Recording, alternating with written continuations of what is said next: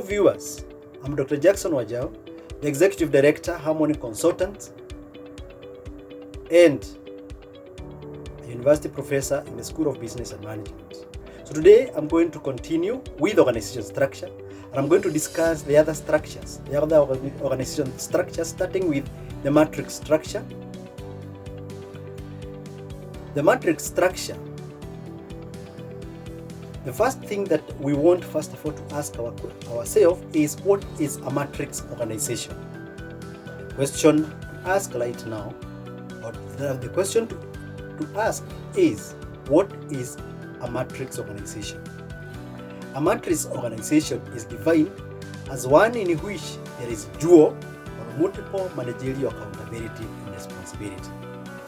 Matrix organization is defined as one in which there is dual or multiple managerial accountability and responsibility. In a matrix, there are usually two chains of command, one along functional lines and the other along project, product, or client lines. In a matrix, there are usually two chains of command, one along functional lines and the other along project, product, or client lines. Other chains of command, such as geographical locations, are also possible. Let's look at the two boss matrix. In a balanced matrix organization, various people in the organization have two bosses, as you'll see in the figure below. This represents an abandonment. This represents an abandonment. This represents an abandonment of the age-old management concept that thou shalt have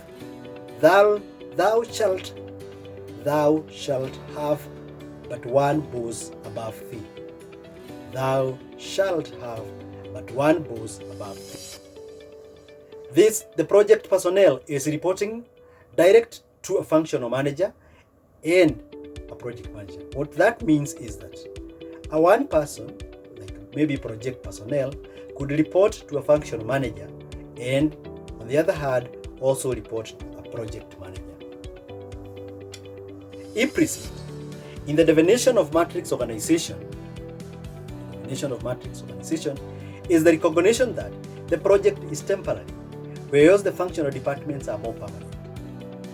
Although all organizations are temporary in that they are constantly changing, the matrix is designed to be temporary, and a particular organization structure lasts only for the finite life of the project. Although all organizations are temporary in nature, in that they are constantly changing, the matrix is designed to be temporary, and a particular organization structure lasts only for the finite life of the project. The matrix structure combines the specialization provided by a functional structure and the focus provided by divisional structure. Employees are part of teams that connect functional roles with divisional roles. Each employee belongs to at least two formal groups. One is a functional group and the other is a project, product, or program team. Employees also report to two bosses, a functional group boss and a team boss or a project boss. The structure may increase employee motivation as it allows training across functional areas, but it may also bring conflict between the two levels of command. Advantages of matrix structure. The key advantages are: number one, it improves decision making by bringing a wide range of expertise to problems, cutting across department or divisional boundaries. It replaces formal control by direct contact. It also aids development of managers by exposing them to company-wide problems and decisions. It also improves lateral communication and cooperation between specialists. It can be adapted to a typically changing environment. It also facilitates adaptation to unfamiliar or unexpected problems. It is also useful for a medium-sized organization with a modern number of products or task-centered organization. There are several disadvantages of matrix structure. One is there is lack of clear responsibility. Number two, there are clashes of priority between products. And number three, functions lose control or physiological contact. Number four, career development objectives may not be effectively realized.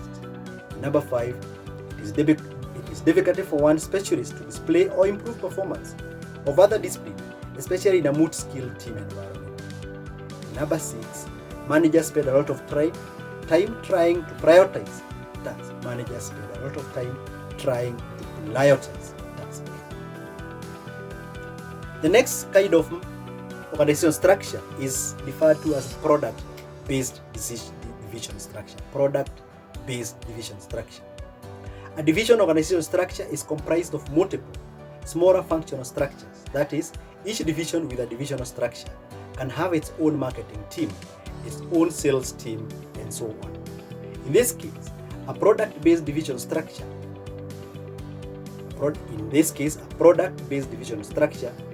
Each division within the organization is dedicated to a particular product. In a product-based division structure, each division within the organization is dedicated to a particular product. Team structure. Team structures organize each function into objective-based groups. Members from each department work together to solve problems and find opportunities. Employees might be involved with product development teams or diversity task force. The team structure can help remove barriers between departments and foster effective problem-solving relationships. It can also motivate employees and increase decision-making times. Network structures. In a network structure, your organization would rely on other organizations to perform important roles. This way, what is referred in management as outsourcing. For instance, you may employ an accountant, a website administrator, or a security personnel on contractual basis. Here, you reduce your company's overhead costs because you don't need to hire as many staff members. And this especially, the savings mostly is in the benefit side. Like for example, medical. You may need not to insure those staff when it comes to medical because they are employed by another company. Also, in terms of insurance, they may be having another insurance with the mother company where they are employed. But the disadvantage is that you lack control in the outcome because you rely on contractual workers to complete critical work. You lack control in the outcome because you rely on contractual workers to complete critical work like accounting or website administration.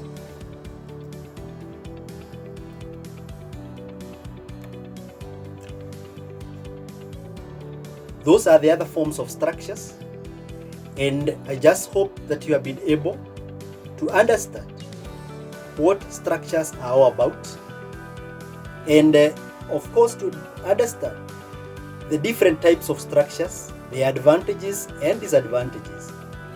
And with that, we come to the end of that topic of organization structure. In my next video on organization theory, I'm going to discuss power and politics in the organization. Thank you. And before I end this video, I wish to remind you to subscribe to my YouTube channel. And also remember to turn on the notification bell so that you are always alerted whenever I upload new videos. Thank you very much for watching this video.